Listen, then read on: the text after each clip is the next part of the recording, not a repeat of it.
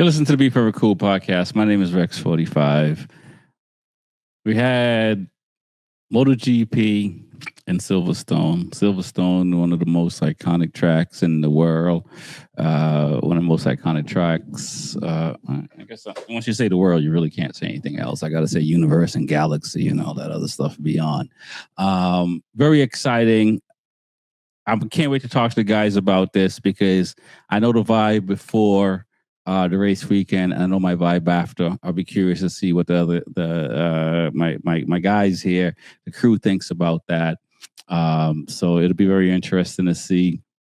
Before we get into that, though, I'd like to thank all the folks that are liking, subscribing, following, commenting.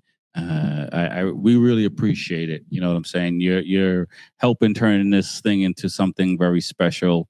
I'm very excited about it. We got all type of names that I can name drop about. That's commenting and liking and all this fun stuff. But I'm not going to do that. But I do appreciate y'all. So go to beforevercool.com. Check us out. Check out what we do. If you like what we do, follow the steps that help us continue growing. With that said, I want to shout out the affiliates, Woodcraft Technology. Definitely go to Woodcraft and use the Rexy code. If you spend over $100, you get a free T-shirt. You got to get a free T-shirt. I mean, I got so many T-shirts and so many tracks. I can't wait to start rocking them on the show. I might save it for next season, but get a Woodcraft shirt while you do it. If you're racing, if you're riding, and you plan on riding for a long time and want to get comfortable between clip-ons and all that fun stuff, rear sets, exhaust, and everything you might need, Woodcraft is the place to go. If you're a track only or track sometime guy, check out Mark 10 Motorsport. He sells Pirelli tires. Mention Be Forever Cool, get 10% off some Pirelli tires. I believe, you know what I'm saying, if you get 5 sets, if you buy 4 sets, I think the last set is free based on 10%. My math could be somewhat off. You might have to buy a couple more. But at some point, you will get one free. So, that's all I'm just saying. It's good because most people are just paying full price and they're burning through tires on them big bikes, especially if you're riding a small bike like you see in the photo, the KTM. You know what I'm saying. You might be able to save some rounds. But either way, it's good to get a discount. And as I said before, beforevercool.com. With that said, let's get into this thing because we got a lot to talk about. It's craziness that's happened. So let's check in with the guys and see where they're at and what they're up to and all that fun stuff. I'm trying to click on this, but it ain't working right. Reese, welcome to the show, man. How you doing? I hear noise in the background, like, you know what I'm saying, like they're about to come and get you. Is it too loud for you to talk, or you're not hearing me? This is not good. Not good at all. I think I lost connection with you, buddy. Oh, there you go. I can hear you. Can you hear me? You cannot hear me. This is not... it's not good for mic check. Let's see what's going on here. Let's see if we can get to Lewis and see. Maybe we can double back. Lewis, man, can you hear me? That's recent as coconut wireless, man. I can hear you just fine. Reese needs to upgrade from T-Mobile. All right. I mean, yeah, Reese, you may need to remove yourself and add yourself back. Okay. I wasn't quite sure. I do see something that says that you're entering the stage. So there might be a little bit of something going on there. Hey, what's good, man? How you doing? I'm doing good, man. Your camera just went black, by the way. Right? Kind of technical difficulties. Yeah, bro. What's going on? Like, for real. That's bizarre. On so many levels. Let's see if that fixes it. But I'm doing good, man. It was a busy weekend. I was out at Autobahn Raceway in Joliet, Illinois. I was out there with the Orange Cat team. They do this thing every year called Orange Cat Fest. It was a 3-day event. And it's a really, really cool time that they put together, man. They bring out a bunch of bikes, the Light Fighter bikes, BMWs. They let people that show up ride the bikes on the track, do lap times, go out there and run laps with their racers. The racers were out there riding 300s. It was really fun, man. Really, really good time. Andrew, Jeff, and everybody at Orange Cat know how to put together a really great event. And all the proceeds went to a great charity, a local charity. So compared to some of the other track days that happened this weekend, when the charity was just taking as much money and running and leaving the customers with a bad taste in their mouth, this track day was about leaving the customers a great taste and actually no money going back to the people that paid for the day. All the money went to a really cool charity. Well, that's what's up, man. We like it when organizations donate to charities because we need it. Reese, you can hear us? You good? Yeah, I'm good. I can hear you now, man. Okay, man. All right. You know what I'm saying? I didn't know if they were coming to get you. You know, sometimes it'd be like that. Nah, just had a little headset trouble. It's not a reconnect. We good. That's what's up. I wish it was only that for the weekend, man. It seems kind of crazy.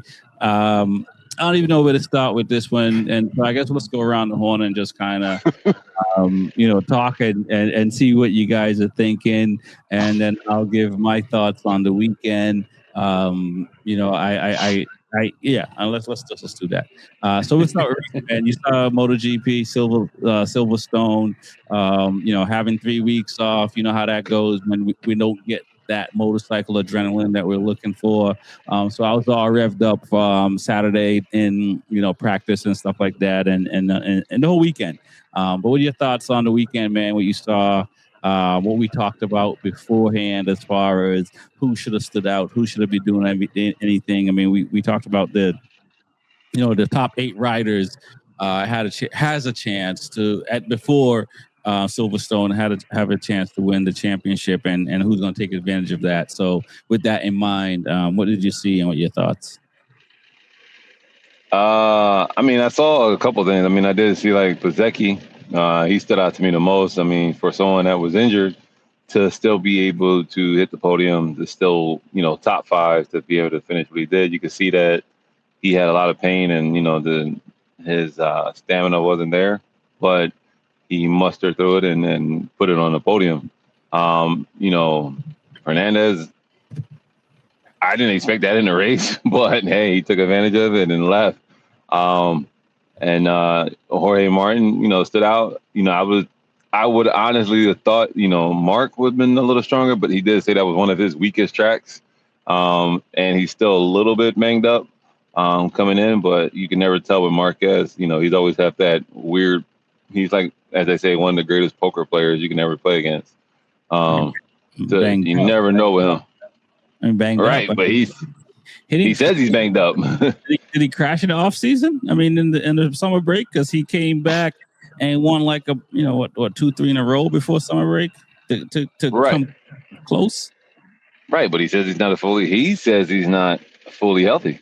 He claims he's not fully healthy. So if he's not fully healthy and he can still do this, that's kind of scary.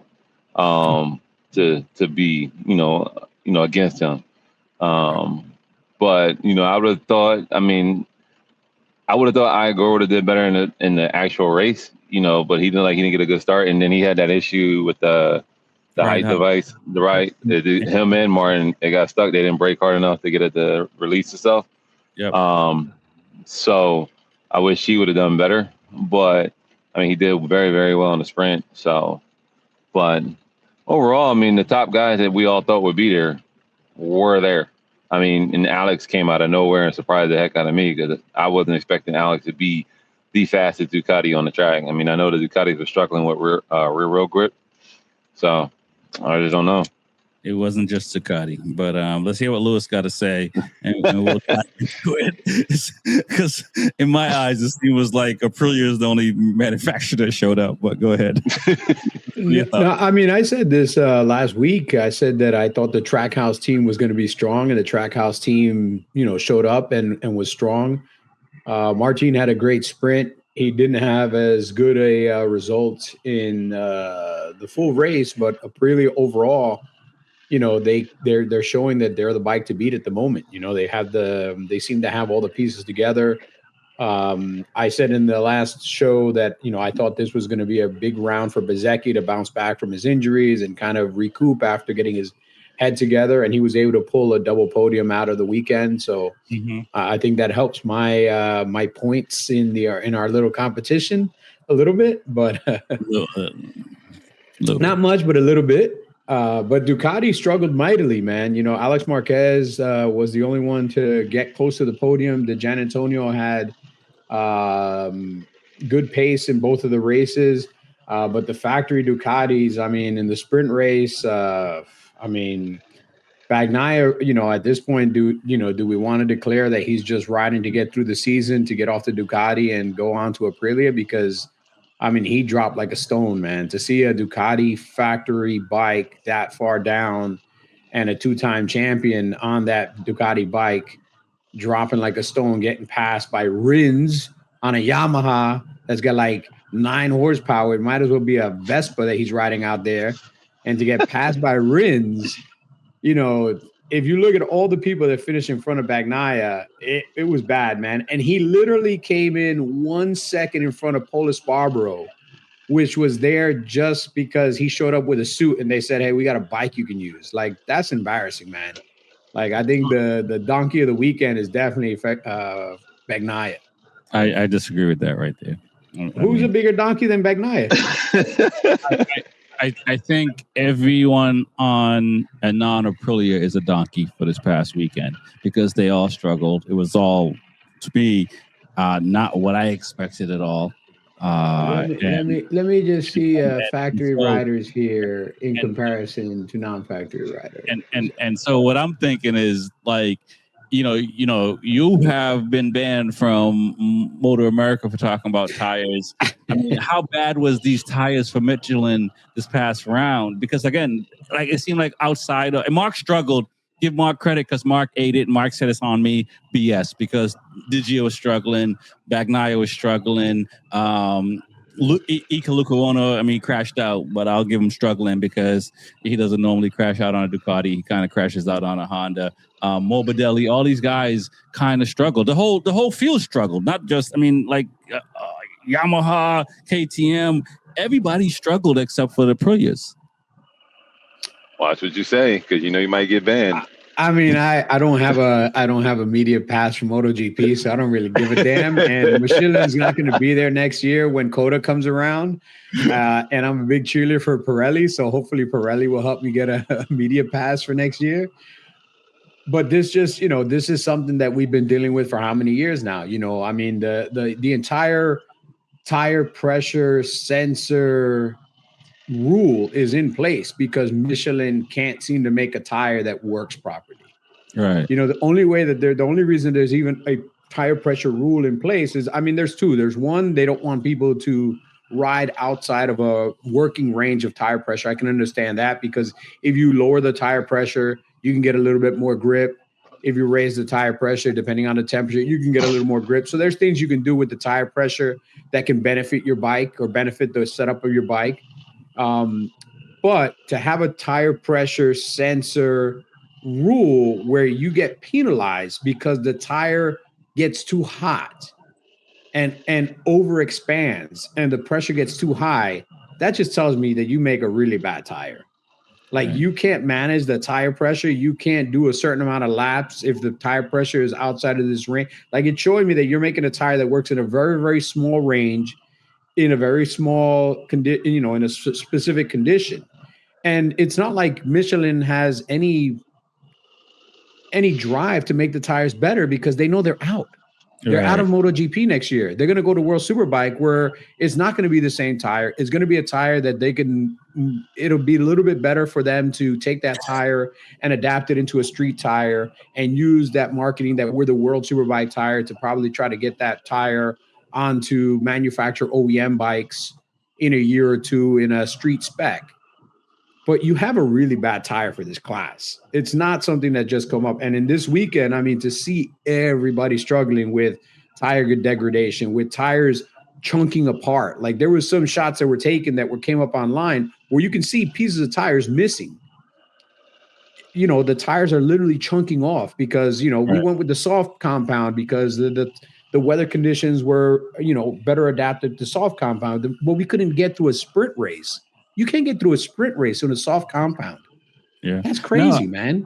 No, I mean, listen here, Reese. I don't know if you want to add to that, but like once I saw Marquez was struggling, and again, goes to the point when I choose Marquez, he does bad. So I don't know. Maybe I should choose him every weekend. But like it was tough. It was a tough weekend to watch, especially the first 11 races was crazy to watch, and it was fun to watch. And this one was just lackluster, and it seems like these guys all struggled. What are your thoughts, Reese? I mean, I agree with Lewis. I mean, it was just a bad tire. They just struggled real bad to get they are struggling real bad, I'm sorry, to make a good tire for this series. They are struggling really heavily. Maybe they may do better in the World Superbike stage with to make a more of a production tire instead of, this series tire. So they may do better. I mean, because honestly, I haven't seen a good Michelin tire for a production bike in a long time. It's like, man. I used to race Michelin. I like them. Michelin. I like them a little bit, but not that much. I mean, I haven't seen a good one since way back when they first introduced the 2 CTs or something like that. Was a little decent, but I am running Pirellis now. But they exactly. Exactly. So I haven't seen a good production tire. So I mean, I agree 100% with Lewis.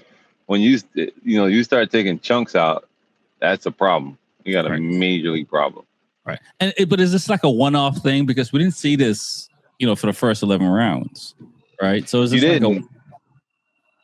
Yeah, but then remember every track, the grip on the track then the abrasion on the track is a lot different.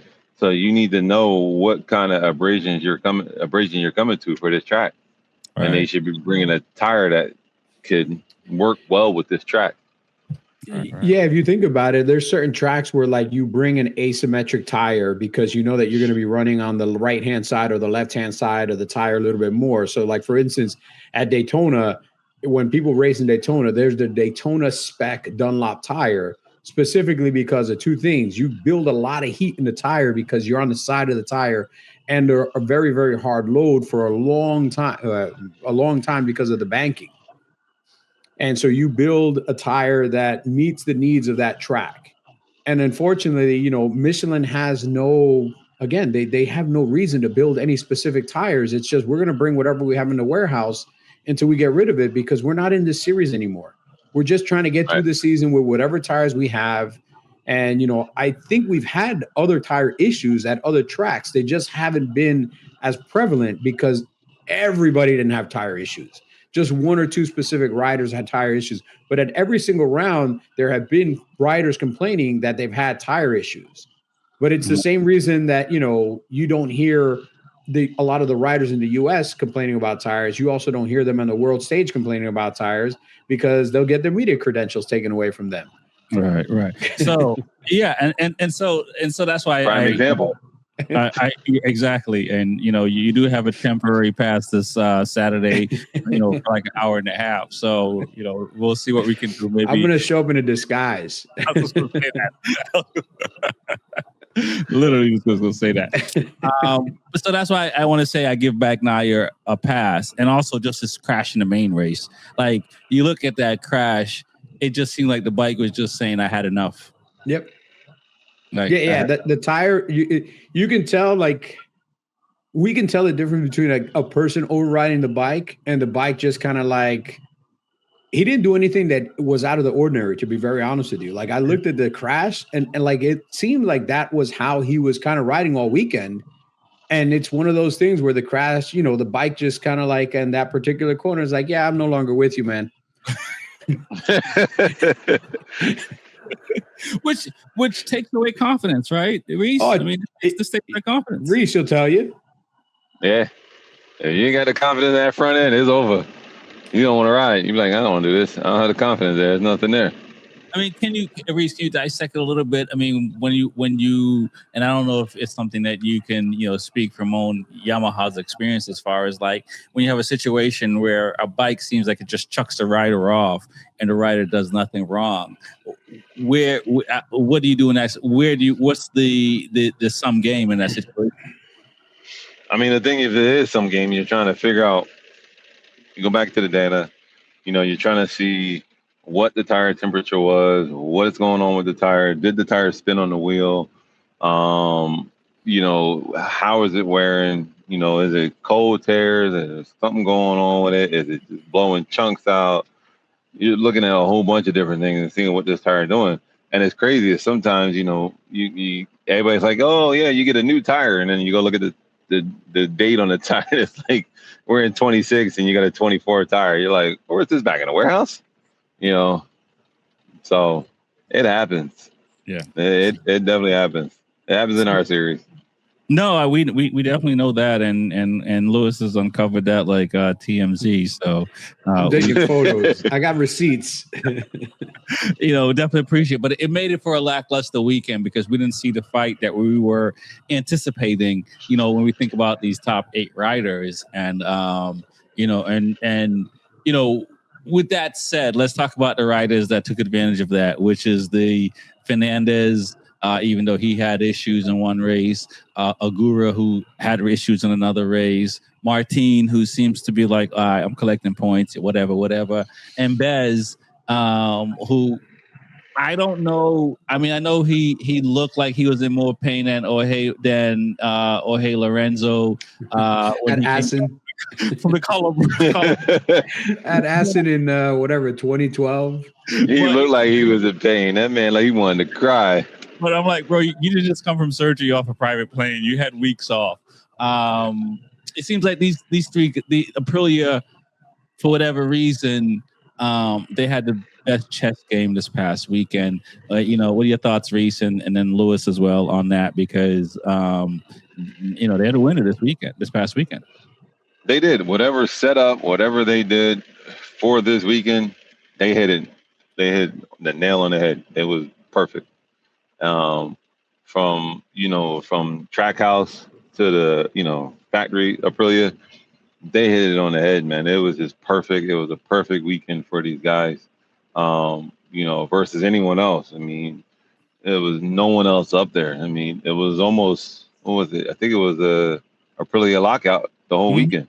Whole weekend. So what else can you ask for in this situation? I mean, we've been at this point. I mean, with Ducati locking out sometimes, but Aprilia hit their head. They did this one. So hats off to them for that.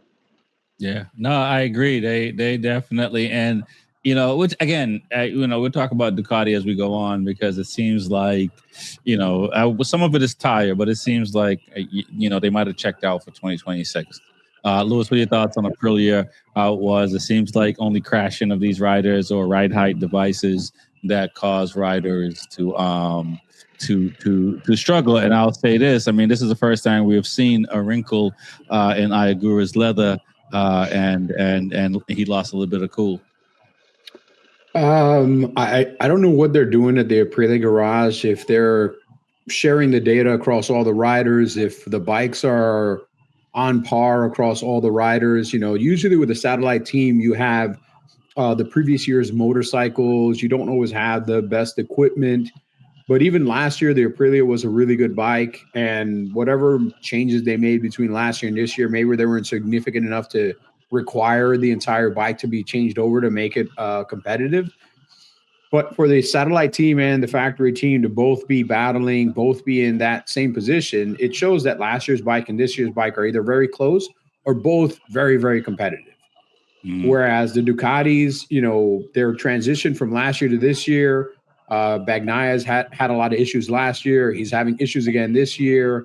Mark was able to win last year, but, the second half of the season wasn't the best second half of the season that he ever had.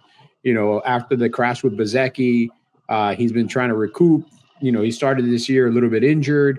He came back. I mean, for him to even be in the position he's in, as far as the points, is pretty impressive because, according to him, he still has, a screw issue where you have to have a screw replaced because the screw is hitting a nerve and this and that.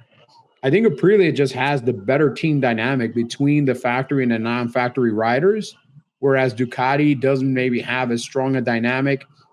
On the Gresini team, you got one rider that's out and has been out for a significant amount of time because he's been injured, which is a shame because he's an incredible talent. On the VIR. And then you also had a lot of injuries on Alex's part. I mean, Alex, had an incredible crash hitting the back of the KTM. So that entire team hasn't been able to do what they did last year, where Alex was super dominant, was in the championship conversation to like the last 6-7 races of the year. And then on the VR46 team, you have Mr. Penalty, and then you have the Gian Antonio, who's Mr. Consistency, except his consistency is 5th, 6th, and 7th place. Like he can't consistently finish in the top 3. And yeah, you can get a lot of points in 5th, 6th, and 7th place, but you're never going to win championships from 5th, 6th, and 7th place. No. You're going to have to put it at the top of the podium. You're going to have to get in 2nd place. You're going to have to get some more chunks of points. And just the Ducati dynamic versus the Aprilia dynamic, it seems like Aprilia has the better dynamic across the factory and the satellite team. Whereas Ducati, I don't know, man, for some reason they feel fractured. Like they feel like all the teams fight against each other way too much. Bro, Ducati had a cohesive unit until certain people showed up. That's all I gotta say. They had a good run, you know what I mean? And I'll leave it there. Let me ask this, guys. Marquez struggled before the break. He wasn't struggling. He was winning pole GP. I think he won like both races, the last 3 rounds. I'd have to double check, but at least he won the majority of the last 3 rounds of races. How much of this is Marquez getting older? Because he is older. How much of it when you have a 3-week vacation, and when you're after a certain age, vacation hits differently than when you're younger? Is there any part of Marquez's this past weekend has anything to do with his age or physical condition? Because I don't think so. Okay. I'll be honest, I don't think so. We're coming into it, and he did announce, like, if I watched one of the videos, he said, he knew he was coming in, and he was like, this is not one of my strong tracks. So, and it's only one race. Now, if he comes into the next 3 or 4, struggle, that might be different. That might be a different. But right now, I don't think so. I think it's just one of his weaker tracks, and he struggled a little bit. Then it's a weak track, plus he had the tire issue, so it's like a combination of both that's killing him right now. I think coming into the next track, he might be okay. We'll see. He did show signs of. I saw when Rossi started getting passed by people. Mark was getting passed by some people that was just kind of it was a little tough to watch. What are your thoughts, Lewis, on what I said, what Reese said? I mean, dude, in athletics, there's one undefeated person, and that's Father Time, man. Father Time will eventually catch up to you. When it catches up to you, it depends on how well you take care of yourself, your nutrition, your health, your overall exercise routine, how you live your life. If you party and you drink and you do all these other things, Father Time catches up to you a lot faster. Marc Marquez, the biggest thing he has that is giving Father Time a little bit of a speed up is Marc Marquez has crashed more in his life than you, Reese, and maybe the top 20 people on our subscribe list, like combined. At least. Well, and when he was younger, like he bounced, he was able to get up pretty quickly. And then eventually over time, the injuries started to pile up. They got a little bit more serious. And then, the last few years, ever since his arm break, the arm break that he had was really a real big check mark in his career.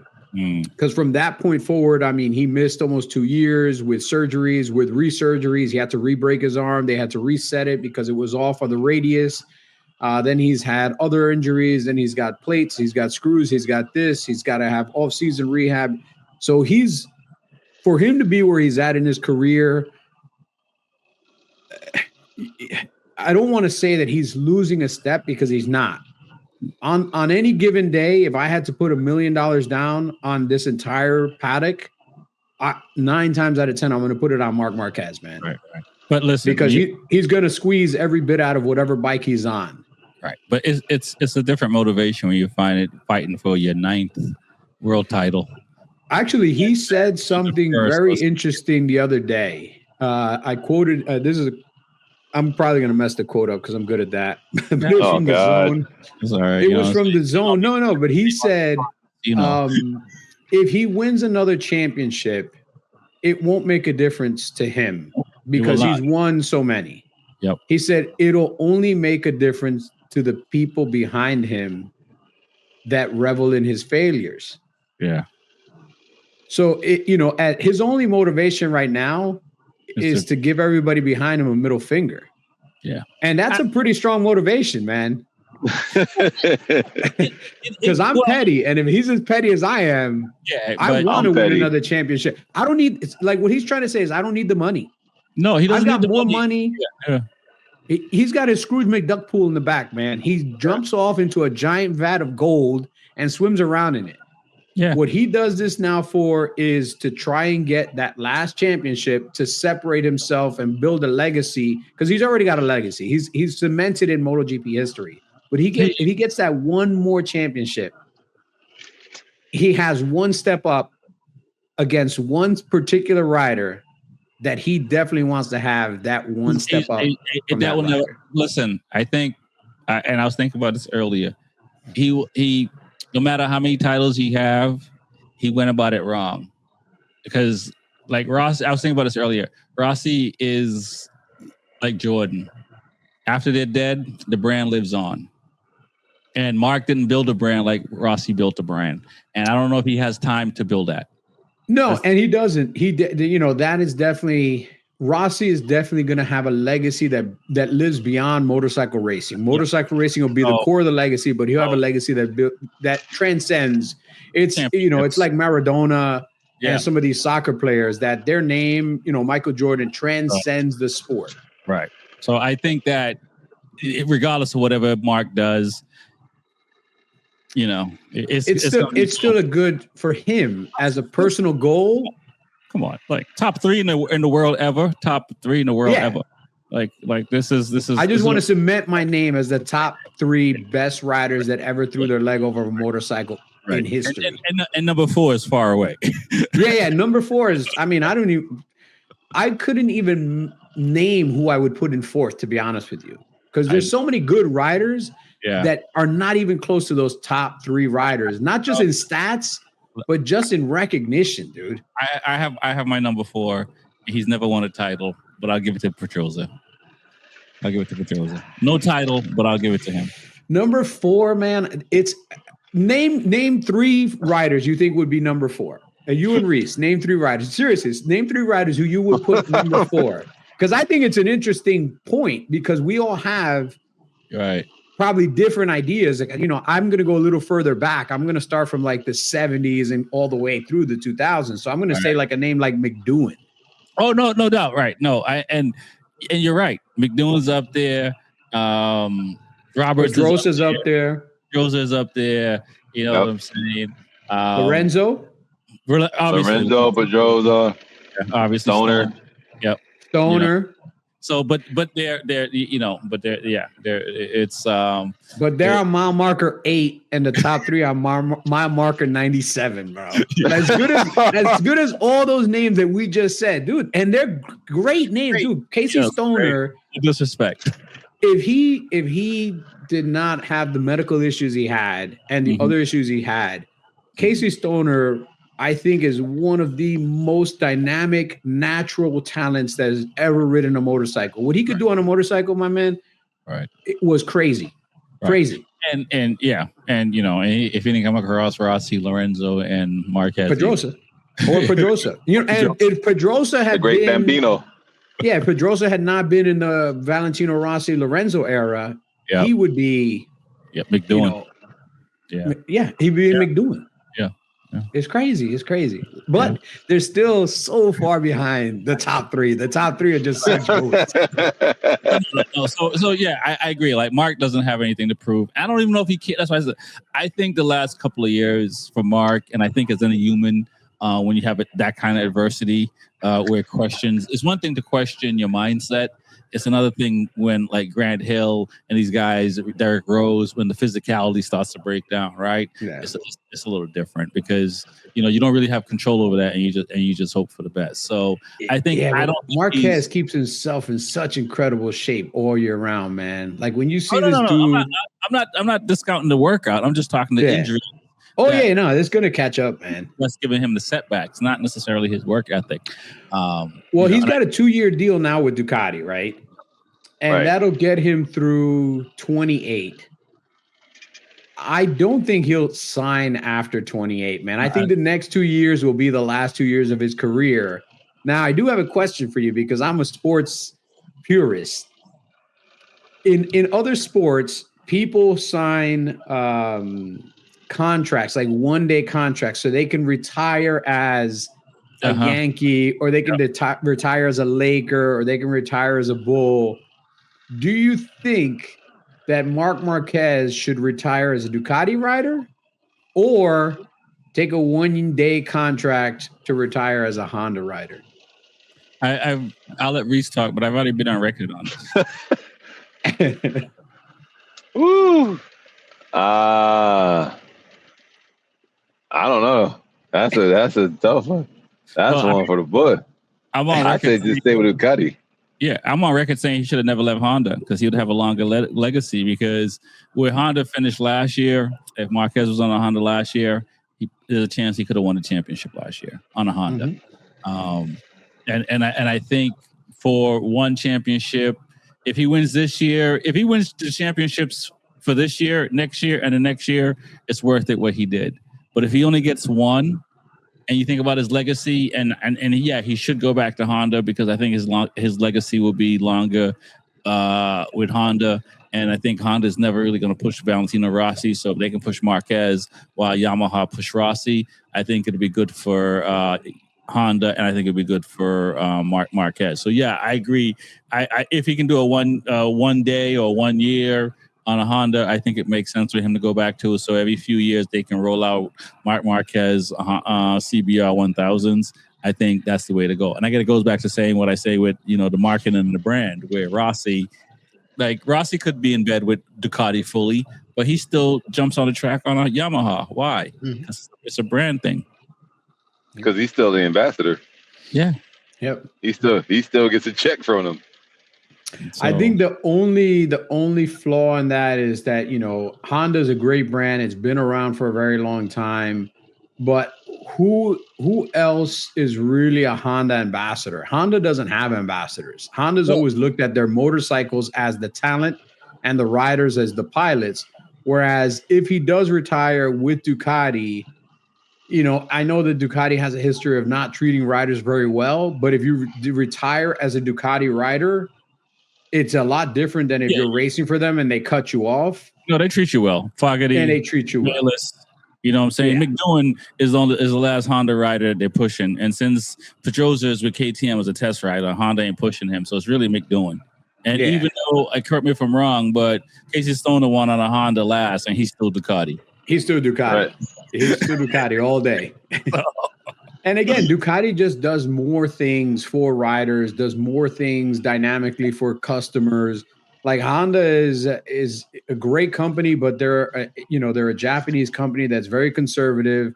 They're not dynamic. They don't do dynamic things. Whereas Ducati is dynamic. They do the World Ducati Day. They do the World Ducati event. They do this. They do that. They have a lot of opportunities for a retired rider to continue to have a spotlight on them. Yeah, and we'll move on. Go ahead, Reese. Do they even push Nicky? Well, again, because Nicky ended on a Honda. Yeah. In World Superbike. Yeah. And I'll say this. I think that if Quartararo stayed with Yamaha, he would have a brand with Yamaha for a long time. And I don't know if he's going to get that from Honda. I think he's being a guy to win a title with Yamaha. I think Yamaha would have done that for him. And again, as a competitor, you want to win. So I'm not going to sit here and fault him. But, somewhere along the lines, if you think about the longevity, I think Yamaha would have kept him around. Let's talk about the other brands before we get into MotoAmerica. Let's talk about KTM's struggles. I mean, Yamaha struggle, Honda struggle this past weekend. So I don't even know where to start because, like, I'll say this with KTM. Acosta is the only one that's doing what he needs to. It seems like these other riders are struggling, but it seems like KTM, the brand, they got other riders. The engineers, they're missing a lot this year. Yeah, they got other. I'm just saying, they missed a lot this year. I don't know what the heck they're doing. I mean, the only one that's even worth mentioning is Acosta. That's why I asked you. I'm like, are there other riders? Either they crash out, they disappear, you cry, they say this, they say people push them out. So it's like, where are they? And then you got a guy that's in there crying.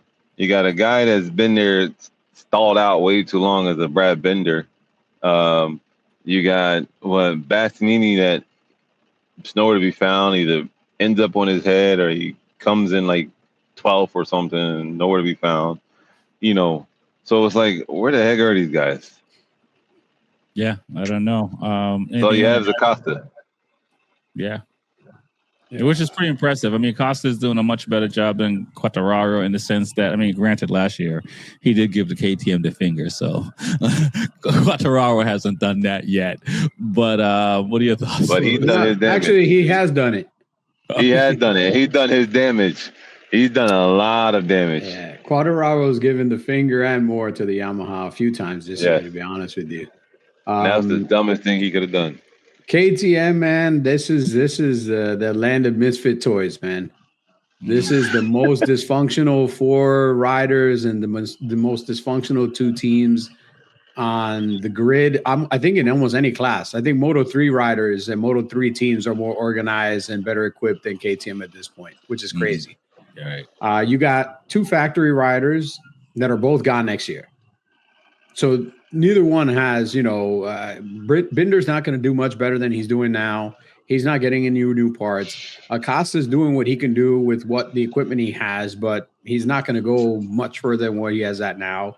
And then the Tech 3 team is completely imploded. Yeah. And then next year, pretty much the entire thing is starting from scratch. They're starting with all new riders. Yep. On a new bike that's unproven. You said the whole entire KTM factory and satellite. Yeah. Everybody. Yeah. Anybody that's wearing a shirt that's orange and blue and says Red Bull anywhere on it, they suck. They can't put 2 corners together, little less put 2 bikes together at this point. All the riders are leaving. Yeah. Some are leaving by choice and others are leaving because they're not re-signing them. And then the riders that they have coming in, I'm sorry to say, man, Alex Marquez, the Jan Antonio are both talented riders. They're showing up into what could be the biggest management shit show in all of MotoGP. Right. I mean no disrespect to those guys, but it's going to be the equivalent of Mir and Luca going to Honda. Yeah. At Everybody their wants lowest point. Everybody wants that factory money. So that's the part that's going to be tricky. Yeah, I agree. It's very bad. And when you look at Justin from Trackhouse, who has a NASCAR team, Gunter has a NASCAR team. Gunter's been in Formula One. Justin seemed to have come in, and he's not very braggadocious. Not I shouldn't say Gunter's braggadocious, but he's not in your face, right? He's not. You don't see you don't know what Justin is thinking, and Trackhouse is doing well. In NASCAR and in MotoGP, and this is first year Gunter in MotoGP, and you're arguing with a rider. And I mean, I know that personality is there from Formula One. I know I've seen it in their Netflix series when they first started, and he was on at that point and stuff like that, and that personality. But is his personality good for MotoGP?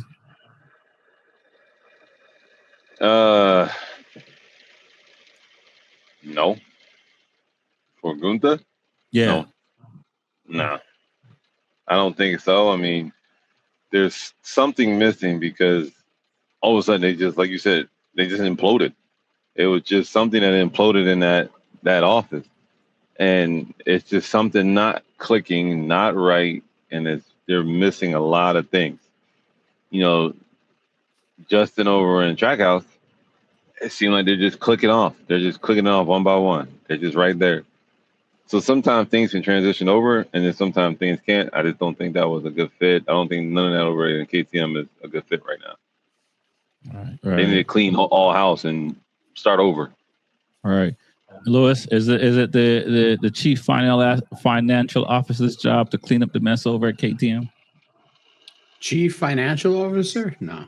It's Lewis's job. The guy cutting the checks is not the one managing the talent, managing the equipment. He's just making sure that the finances are there to get through the season. I think that Trackhouse, the owner of Trackhouse, is doing it the way that you should do it. You move quietly, you stay behind the scenes, you make sure the team has everything they need, you work through the structure that you built within the paddock, and you don't go to the media, you don't speak. I'm going to quote my man Denzel Washington playing one of the greatest characters ever, Frank Lucas. The loudest one in the room is the weakest one in the room. If you're making the most noise, it's because you know that you have deficiency within your teams. So you're trying to deflect. You're trying to bring noise. You're trying to make it seem like, the louder you are, the weaker you are. And all you're really showing is that the structure within your team is very weak. Your inability to keep your issues within the team and manage them and keep them off the front page or off the internet. All that stuff is a distraction. All that stuff is noise. Trackhouse doesn't have any of that noise, any of those distractions. They put their head down, they go out. They know that they're losing one of the great riders that they have right now, Agura, next year. They're still supporting Agura 100%. The guy's going out every weekend. He's riding his ass off for them. He's giving it all he can to try to get on the podium week after week after week, even though he's going to be leaving that team. Look at the Tech 3 team. Everybody's checked out. Everybody's checked out. Maverick Vinales didn't show this weekend. Last weekend, he was fired. He wasn't fired. He said he wasn't fired. They said he was fired. He wasn't going to come. Then he said he was going to come. And then all of a sudden, Paul Esparro shows up and he's riding Maverick Vinales' bike. But Maverick Vinales is insisting online that he isn't fired. And now Tech 3 is putting out a statement that he isn't or is or might be or could be or should be or like it's a mess. He's just hurt. Physically or mentally, we don't know. But he's just hurt. As long as the check keeps clearing, he'll be hurt. Yeah. They still got to pay him. They still got a contract. Dude, that's the worst pain when your check clear, let me tell you. Oh, man. When I'm sitting on my couch and the check clears, I'm just like, oh, man, I hope I can make it to the mailbox and get that check. You know what? Let's do direct deposit. So I don't even have to get up off the couch. No. But I'm saying, like, this is not a way for a team to run. You don't want your dirty laundry out there. It's just like a marriage, man. When you're going to get divorced, you don't want everybody to know. One day you're just not together anymore. That's it. Right. And you don't want to be the boss and have to backpedal or look like what you're saying isn't actually what's happening. Because it seems like Maverick read his contract. Yeah. Well, I mean, this has happened, and this isn't the first time this has happened. But again, man, I know that the owner of Tech 3 is a very braggadocious guy. We've seen what he did in the Formula One show on Netflix and everything else. He's known as he's a personality, but it's like, dude, you're not the product. Right. The motorcycle and the rider and the team are the product. Right. You're the owner, man. Unless you're going to get on a bike, I don't want to hear from you. Yeah, you shouldn't be the first on a champagne hit. Yeah, exactly. You know, it's like the owner of the Lakers. Yeah, you own the Lakers, but my man, you have never put up a 3-pointer in your life. So just pay the players, pay the coaches, make sure that you fund the team properly, and make sure they have everything they need to win. That's all you need to do. No, I agree. It is bad there, and I know we could spend more time on it, and which we don't have. It could be worse if they think that they're winning the race and they, cheer one lap too early. Well, this is perfect. You are reading my mind before we go on to talk about MotoAmerica. Watching the format this past weekend, Moto2 first, MotoGP, Moto3. Watching Moto2, the excitement, the race, crazy. Salek, crazy. Great win for the American teams between Moto2, MotoGP. great wins. We didn't talk about that enough, and we may even dive further into that. But I've seen this in club racing. I've seen this with Alicia Spargo, and I forgot to bring up Alicia Spargo as far as like, should he get more credit for bringing the Aprilia where it is, because he was there when it was dark times. But we've seen it with them. I've seen it with riders. Like, what happens? Do you not see the white flag? The penultimate lap, like what happens to a guy to like, thinking he's winning and you're crossing the line? Are you not looking at the checker flag? Because I'm looking at the checkered flag. I don't know what these guys are looking at, and they're faster than me. So what's going on, Reese? And then we'll talk with Fluid. All I can say, man, somebody was zoned out. That was something spectacular. But when these guys don't see the flag, I mean, it's something different. I mean, I'm like, what are you looking at? What are you watching? The flag is literally in the middle of the track. Like, he's waving it to you. So it's not like, our pit board or anything like that. Like, because a lot of times the guys won't see the pit board. They'll just go by it. It's just out there to be out there. But it's not like that where they have to look to the side and see it or know exactly where it's at. This is in a standard place, and it's something waving in your eyesight. So to miss it, I have no idea. But for you to miss it, you have to be completely zoned out or just lost focus, just completely lost focus. Yeah, I agree, man. I mean, look, I was sitting here saying, why is this guy not going to MotoGP? Why is this guy not going to MotoGP? This is why. This is why. And this is exactly why. And this happens, and where is Gonzalez? Where's Manu Gonzalez at? He's leading the championship. He's leading. Still leading, right? Yeah, he's leading the championship. But where did he finish? He finished 14th or 9th. No, 14th. 14th and finished 1 point. So 2 points. 2 points. Yeah. 2 points. So if he loses the championship by 12 points. You go back to this race. Right. Go back to this and know that your dumb behind had a brain fart. Bro, I'm sitting here like, and we like fighting for the guy, or maybe me more than him, sitting here saying why he's not in MotoGP. And I'm not sitting here saying like these guys don't make a mistake because it's happened at that level. But like, bro, come on, man. Like, we see these football players that celebrate in the end zone and drop the ball before they cross the goalpost. It's like, where's your brain at, bro? The celebration is more important than actually the completion. What are your thoughts, Louis? Man, this was one of those major blunders. So when he was interviewed, he said that he looked for the digital lap counter or the lap counter when he was coming down the straight, and he couldn't find it. So he looked on his dashboard, and it said like L1 or LP1. So he thought he was on his last lap. Again, as a rider, one of the things you do is you always keep your eyes up, and you're always looking for corner station and flag stations and everything else. The flag marshal or the track marshal at the start-finish line waved the white flag on the lap that he's celebrating. There's a big difference between a white flag and a checkered flag.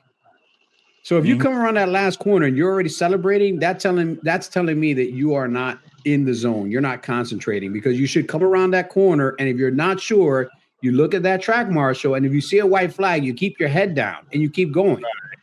If you're celebrating on the apex of the last corner, you're not even looking for the track marshal. You think you've already won. That means that you just had a giant brain fart.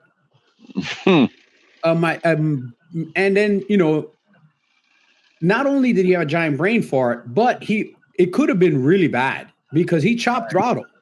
Yeah, he got hit. And he got hit so hard that he bent his exhaust got bent, so he couldn't even lean the bike over to the right-hand side because he was scraping the exhaust. And this is a major thing, man. Like, this could have been similar to the Acosta Marquez thing, where the bike just cut off and somebody behind them ran them at full speed because he thinks he won. Right. I agree. It's unsafe. It's stupid. It just shows a lack of concentration. And this is why he's not on a MotoGP bike. These are the things that people see behind the scenes that we don't see, that we're like, oh, he deserves a bike because he's winning a championship. Nobody deserves anything. And this is probably why he doesn't have a MotoGP bike, because people see stuff like this in him off the track or on the track that we don't see. And this is what made them decide to skip over this guy that's leading the championship for other people that aren't leading the championship, that have a higher IQ, a better race mentality, and are probably stronger mentally and ready to move to MotoGP. I mean, his teammate is going to MotoGP, and he didn't do that well. But that's a whole story. He might not kill nobody neither. Yeah, but he's probably going to be a lot safer to ride with in MotoGP. This is how do you bump a person at a track day from intermediate to advanced? It's not just the speed; it's how consistent they are and how well they carry their line and how they signal that they're coming off the track, how they blend into the track. Decision making is as important as how fast you are. I'd rather be out there with somebody that makes really good decisions and might be a little bit slower than a guy that's way faster and makes stupid decisions. All I gotta say, I heard that from so many times from Lewis. Morbidelli, Carl. He should be in Moto3 at this point. The amount of stupid decisions he makes are astronomical. Oh my God. Man.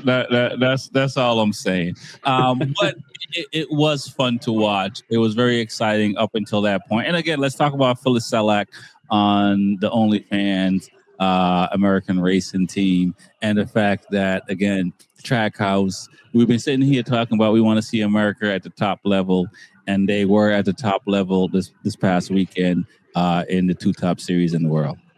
What are your thoughts on that, Reese? I mean, yeah, they were. The team was, I don't know about, American being up there. I mean, it was another rider that was running the team that was up there. So, I mean, Hey, listen, man, when you get a shirt and the tag is sold out in America and it says made in America, it's made in America, man. Come on, let's go. Yeah, but you can make it all American. Hold on. That's just like Harley. It's an American-made bike, but your parts are manufactured overseas in another country. I understand the details of the situation, but let's not argue with the facts. I mean, that is a fact. Is it American-made? American-made is American-made. There's no place for facts in this conversation, all right? It's all about hyperbole. It's all about, don't dig too deep into the weeds, man. We're just looking at the bush from a distance. I second what Lewis is saying. The American racing teams did an excellent job this weekend. Yes. The American racing team, minus any actual Americans, did an incredible job this weekend. There you go. That is a very factual statement, what he said. The LLC is from America. Yes, the LLC is whatever, American. However they set up there. That's it. Everything else is overseas. But nonetheless, it's still pretty good to see, right? So what does that say for the American racing team? What does that, I know they have flashes of where they've been on the podium, but is this something that we should be looking at and saying, okay, let's try to sustain this for, I don't know, 5-6 races out of a weekend? It'd be nice to see the American racing team and Trackhouse on the podium, right? Is that too much to ask? It would be nice to see them up there, because at the end of the day, yes, it's not an American rider, but it's still an American team. It's an American owner that is running the team. So it shows that, that the team is getting themselves together. And I know for a fact it's not something easy to come in as a new group or a new team and try to be like, hey, we're going to put this on the top podium. It takes some time to figure out, to get the right mechanics, the right people to gel with each other, then the right rider. Then y'all trying to figure out parts and trying to figure out setups. Once you get that right party of mix, everything else is going to be a lot easier. Right. No, I agree. I think it was a good look. We were talking about it, and to see it happen and to have them happen in both series. I mean, we may be the only people that's talking about it, but it's huge, right? Any thoughts, Lewis? Yeah. I mean, it's huge. I personally would like to have seen Joe Roberts be the guy in the Moto2 race that won the race, but we know he's still coming back from a multitude of injuries. He still finished in the top, I think, 15 in both both the race this week. I think he was top 15. He was 12th place. Yeah, 12th. He finished 12th.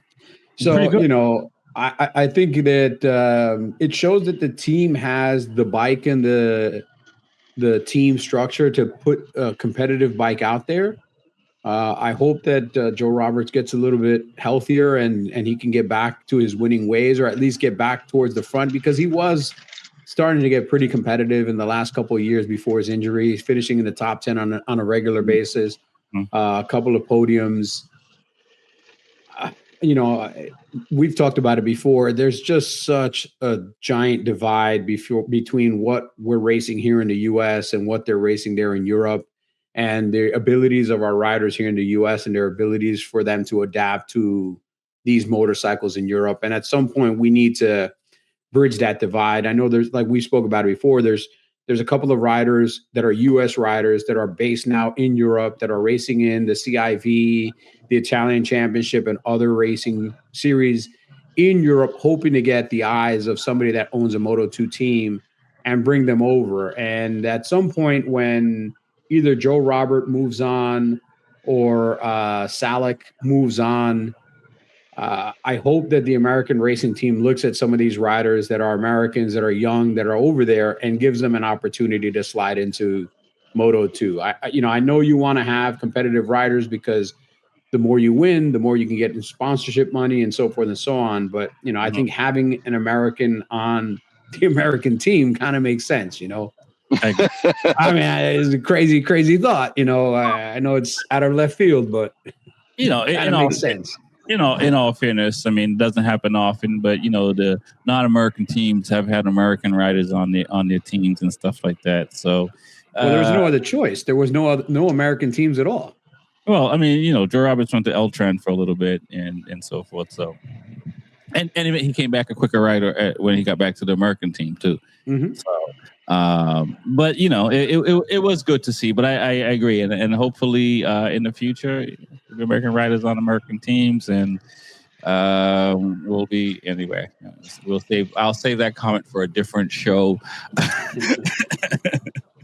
Let's talk about MotoAmerica real quick before we get out of here. I know Reese already said it. I don't know if he said it, but what are we hoping to see this weekend, guys? And I guess I'll say this. This is one of my last thoughts before I move on to MotoGP, I guess, because like the MotoAmerica round at Mid Ohio was crazy. It was fun to watch. It was very exciting. That Moto2 race was definitely exciting. I mean, the sprint race was. But the main race was very lackluster, which was a little bit disappointing because I was hoping to see more. But what are you hoping to see this weekend, guys, in VIR? Now we got a few rounds left. Literally, there's no room for mistakes. What are we hoping to see at this track? Who's going to come out on top? Who should come out on top? We won't find out until the weekend's over.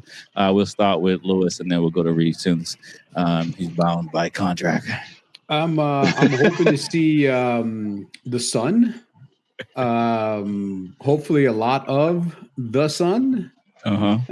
Because I live only a few hours from Danville, Virginia, and as of right now, I might bring my jet ski with me. Okay. Because Friday is looking super sketchy, and Sunday is looking super sketchy, and Saturday is looking slightly sketchy. So it's not going to be fun, especially at that track. If you know anything about VIR is a very single file track. There's only a very few places where you can make clean passes without doing a bonsai move. You can make a clean pass under the bridge, starting to go up the hill. If you can get a drive on somebody and get up on the inside of them, you can do a little bit of a bonsai move at the top of the hill, dive up on the inside of them in the downhill right-hand turn, and then coming down that hill, coming onto the front straight. It's pretty straight one line. Like you can't really dive on the inside of somebody or come around the outside of somebody without getting punted into the grass or punting somebody into the grass. And then you've got the braking zone at the end of turn one. So there's only really 3 spots to pass there. And when it's wet there, that is not a fun track, man, because it's a lot of elevation and you're putting a lot of load on the front end coming down the hill right as you bottom out to get on the front straightaway. A lot of people chuck it there in the rain. At the end of the front straightaway, it's a long, almost like double apex left-hander, a right-hander.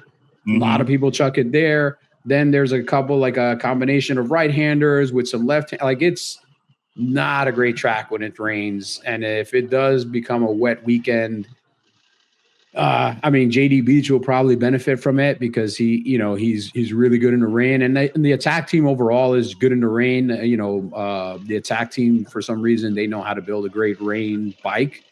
But I hope I don't see rain, man. That's what I want more than anything, because I believe this is one of the triple header weekends, right, Reese? This is so there's going to be 3 main races in Superbike, one on Saturday and 2 on Sunday. Oh man, I gotta work. This is 75 points that are up for grabs, and this could be a big swing in one direction or another, depending who walks away with the bulk of those 75 points. If Sean Dylan Kelly puts his head down and walks away at 75 points, everybody behind him is got some issues. But if somebody can grab those 75 points and he doesn't finish in the top 2 or 3, then we can be looking at a swing in who's leading the championship out of this weekend. Right. Okay. Reese, you heard all that, man. Where's this race won? Q1, Q2. Where's this race won? I mean, this race is going to be one and where you right at the start. I'm not going to say at the start, but you have a better chance of where you qualify and how you start the race. This is where you're going to have that chance, especially if it is a wet race, the way it's looking. Like, I did look at that weather. It did look kind of wet. And like Lewis said, it's a single file line mostly throughout the race. If let's say it does rain and the sun comes out, because, Danville is that little sketchy place. It has happened where it's poured down raining right before maybe like an hour before the race or right before the race, the sun pops out and you're watching this track go up in smoke, and it's just like, okay, it's drying out. So it's one of those sketchy races that you just don't know. I hope no rain. I hope it stays dry for the guys. Unfortunately, I'm not going to be there this race. I have some stuff to take care of. But I did talk to JD last race. I said, man, this is a track where he went 1 year in Super Sport, and it rained real heavy, and that's when we had to, and then they cleared everybody off the track, and we came back to the track, and I was like, JD, I think you should go to intermediates because this track is drying out. He went to wet, and sure enough, he got out front, led, and at the end, he was all the way in the back because the track dried out, and those rains were just getting ate up. Right. So it's one of those tracks. So I think it could be one in qualifying and where you and how you start this race. I hope that like I said, I just hope it's a drive, but there's no room for error in these coming races. There's none. The thing is, like, the top 5 guys are sitting right there. I mean, Matt is like 20 something points back. JD 34. Bobby's sitting right there behind JD, only a couple points. So it could take a major swing any which way. 75 points up for grabs is a lot. Right. No doubt. Well, we're going to be there. Forever Crew is going to be in the building. We got our live show Saturday morning, 8:15. If you're going to be late, 8 o'clock if you're going to be early. We're going to have a lot to talk about. We may have some surprise people popping in saying what's up. So it's going to be exciting. I got my raincoat, my rain boots. So, you know what I'm saying? I'm going to stay dry. Might not be out there in that field till it dry. It might be a little wet and damp if it do. All right, I'm driving up, so I'm going to have my scooter. I'm not going to be doing a lot of steps this weekend, so I'm excited about that. I know where I'll be at least having lunch. There you go. Orange cat. Yeah, he'll be over in our tent. Don't worry about it. He'll still come over there. Right, I heard about the fixing he had over the past weekend. So it's really good, man. Really, really good. I'm just saying, Reese, you might have to tell the folks at Attack Yamaha they need to embark. Yeah, if they want me to mooch off of them, they got to step up their game. This guy. so we can start getting the food out there, and because it's all about the food. Let's talk about. I know TJ's in here tonight. This is the past weekend of round of points. Whenever I pick Marquez, he doesn't do well. Struggled a bit. Walked away with 31 points. TJ 38. Reese, it seems like you're trying to come up. With that 51 point. I saw you earlier, I think round 7, you decided to dig in. Lewis, I don't know what's happening there. Hey, he still took second. Does this work for me? Does that give me this overall score? So I'm still in the front, 601 points. TJ, 482. Reese, 570. Lewis, you got some catching up to do. So, hey, considering I missed 3 rounds, man, I think I'm doing pretty good. I think if I had done those 3 rounds, I'd definitely be in third. Right. Yeah, you probably, but considering it is you're at least better than the person in 5th place. Yeah. So we'll see what happens. It was a tough weekend. I mean, I bet you I get a GP seat before the 3 in front of me because I have a stronger mentality. I make less mistakes. Hey, listen, we shall see, man. We shall see. That's the beautiful thing about this motorcycle racing. Anything is up for grabs. But it was exciting it was exciting to watch. A little lackluster, I'm not gonna lie, because I'm happy that Aprilia won. I almost picked Aprilia all the way and decided to go Marquez just based on how the before the summer break ended and how dominant he was at these tracks that you just assumed he was going to continue, and that was a little disappointing to see. And then we touched on it a little bit, but I think he's taking one for the team, and I think Ducati was struggling a bit more than it was just Marquez. Where we saw a lot of the riders struggle. Let me say to you guys before we get out of here. Yeah, man, we've got one last piece to talk about, and that is the chaos at COTA this past weekend. Yes. I didn't see this. I got to hear this. I'm my popcorn ready. I got to stretch for this one. Right. So I personally know a few people that took the ride down from the Northeast down to COTA this weekend for a track day with a company that will remain nameless, but everybody knows who this company is. And for all, now your screen went black. Yeah, it's a thing. They infiltrated you, Lewis. They're trying to silence me. Right? You know what I'm saying? So this particular company, they had a track day event this weekend, and it was utter chaos. So from what I understand, or what the internet is sharing, is this particular company might have oversold the spots at COTA by a significant amount. And there were groups of 60, 70, or 75 plus riders per group going out there. Hell no. Wow. So they were running a 4-person rotation. And the crazy part is, so earlier this year, I was working with Track Social because they were looking to rent a day at COTA this year before, the track goes private. And we looked at some numbers of renting COTA for one day in the off season. So the off season starts right about now, end of August, beginning of September.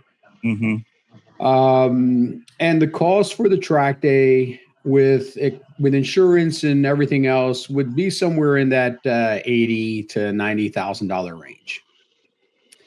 And we were considering selling the spots because we max out at, there's only typically it's only like 80 to 90 people, depending on the length of the track, so that the volume of people on the track versus the length of the track kind of equals out. So there's only so many riders per quarter mile.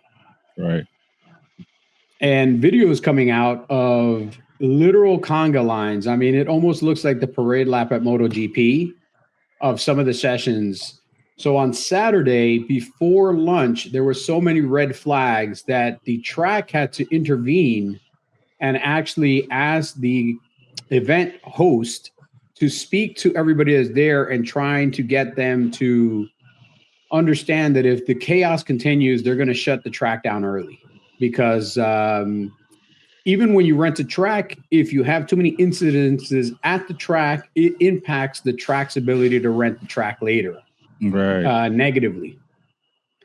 And sure enough, they ended up closing the track early on Saturday and letting everybody know that everybody that's returning Sunday, you're kind of already in the warning zone. And if Sunday kicks off and goes the same way, Sunday would probably get cut short as well. And so the internet and our fellow riders and people that attend track days are just lambasting this company. Some of the people were blaming COTA, but at the end of the day, COTA is renting the track. The track day provider is responsible for the way that they conduct, the way they resell the event, and the way that they host and having staff to manage that many people. It doesn't seem that they had the amount of people needed to manage that many people. And just at the end of the day, the biggest issue is they just oversold the day, because right now there's a giant hysteria to try to go to COTA because everybody is under the impression that it's the last time they'll ever get a chance to ride COTA. So companies are upping the price of their COTA days. So this particular company, just to ride the track, I believe was $800 a day. And with garage and other amenities, they were charging in up to about $1,600 with a garage per day. Oh, God. I make it rain. And making it rain. And they were running 4 groups. So if you're running 4 15-minute sessions and you're putting about 70 people per group, which is not realistic because advanced group never sells out. But supposedly they were moving people around also to try to maximize and sell as many spots as they can. Mm-hmm. So if you sell that many spots and you've got, let's say, we'll average it out to 65 by 4, numbers guy, 260 potential tickets sold in one day, which seems excessive. A little bit. A little bit. So let's round it down to 200 times, and let's average it out that, let's say, about 50% of the riders went for the $1,600 package, and the other 50% went for the $800 package. So we'll average that out. So they could have potentially made or sold $200,000 to $240,000 worth of passes per day. And after all expenses were paid for the track, because we are in peak season, this company maybe walked away with anywhere between $170,000 and $220,000 in potential profit. What you talking about? And as of right now, anybody that missed the last 2 rotations or 25% of the day from Saturday is getting 0.0% of a refund. That's just the way the day goes. It's kind of like if it rains, you don't get your money back. You're kind of screwed. And this is the kind of thing that puts a very bad taste in the mouth of a lot of customers and a lot of people that do track days, and discourages people from doing track days. I know the friends of mine that went from New York all the way down there, each one spent on average about $3,500 between the track day, the transport of the motorcycles, the hotel, and everything else that goes into it, because this was a bucket list thing for them to ride COTA. And in return for their $3,500, $3,600, $3,800, they got to enjoy realistically, chaos. Utter chaos. Yeah. And that's unfortunate. You know what I mean? And, it'd be one thing. It's tough when you hear that the organization made a profit when they've oversold. And I'm a huge music fan. I've been to many concerts throughout my life. I've been to many places where they have oversold shows and you can't get in, and it's no fun when you're the person on the outside and can't get in. I've been to tracks where, mostly racing, not track days, so I can't really speak on it like that. But nonetheless, there's still 60 bikes on the grid, 2 waves kind of thing, maybe 3 waves or whatever. When you have a lot of bikes on the grid, a lot more carnage can happen. I can only imagine when you have a lot of bikes on the track for track days, and these folks are not at the same level. It makes it very difficult for an inexperienced rider to feel comfortable at the track, and it makes it difficult for an experienced rider at the track because they got people in front of them that don't have the skill set that should be in front of them. So in any case, I don't see a good outcome. I don't see the advantage of having a good outcome in this situation where you're overselling the track. And I don't know what the right answer is in a situation like that, because at some point they knew they oversold. At some point, there was a decision made to say, okay, let's do it, or refund some people, because they could have refunded some people to keep it under control and stuff like that. So there were decisions made that could have, I don't know if it would have been a better outcome, because if I travel from New York to COTA and you're telling me I'm the person that lost out on being on the track for no other reason than just how I just drew the short straw, I'll feel a way about that. So I honestly don't know what the right answer is, but this is not good either way. Yeah, I don't think there's an answer specifically. I mean, obviously the easiest answer is, the track day organizations need to have some accountability for how many spots they sell at a track based on the metrics of the track. So if the track is, a 2.8 or a 3.2 mile track, most tracks will tell you that they want a maximum of this many riders on the track. Like the track will actually tell you, we don't want more than this many on the track. If a track doesn't give you that metric, they're still going to give you a general idea. Hey, the track is this big, and based on the length of the track, this is what we recommend. They might not put it in writing, but they'll still give you a recommendation. But at the end of the day, as the organizer, as the person renting the track, you should have some accountability for, one, making sure you have enough staff to manage the volume of people that show up. Mm-hmm. If you're going to have 200 people showing up and you have 25 or 30 staff on hand, that's not a great ratio. That's 9-1. Right.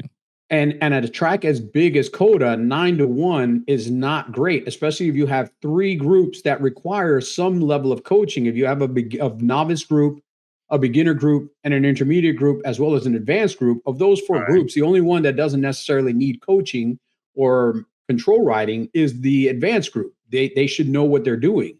But all the three other groups need some level of either coaching or management, traffic management, rule enforcement, assistance when helping the riders. Because the other thing is you're banking on the hysteria that's being created, that this is the last opportunity. So you're going to get a lot of people that have never been to this track going to the track. So that, again, you should take that into account when you're thinking about how many spots to sell and how much staff you need. And this is just, it seems like, it was all about, let's try to sell as many spots as we have. We'll figure out the rest once we get there. And, the chaos has just been unbelievable. I mean, online, they're getting dragged every single way that they should realistically get dragged. I know some people initially started to blame the track, but at the end of the day, the track is just renting the track. The organizer is the person that's in charge of what they're selling. Mm-hmm. And if you're overselling, you're overbooking, you don't have the staff, you don't have the pieces in place to manage correctly, at the end of the day, the track also has to look out for their best benefit or for their best interests. If the person I sold it to has nothing but people going out there and crashing, breaking down bikes, crashing, damaging my property, which is the track, and causing chaos at the track and possibly putting a black mark on my safety record, I need to intervene at that point because I need to protect my investment, which is the track. Right. No, I agree. I completely agree, which is unfortunate. We're going to follow up with it next week and see how this thing plays out, which is unfortunate. But I do appreciate you, Lewis, and bringing this, because this is wild, and we try to do our best to bring it to the public as we do. Reese, you want to add anything before we get out of here? No, I mean, I agree with Lewis on that with the track situation. Yeah, I definitely do. Yeah, I completely agree. My name is Rex45. It's the Be Forever Cool podcast. I want to thank Reese with Attack Yamaha, Lewis, the numbers guy, the real Lewis Ortega. Peace. So you had VIR in my disguise. Yes.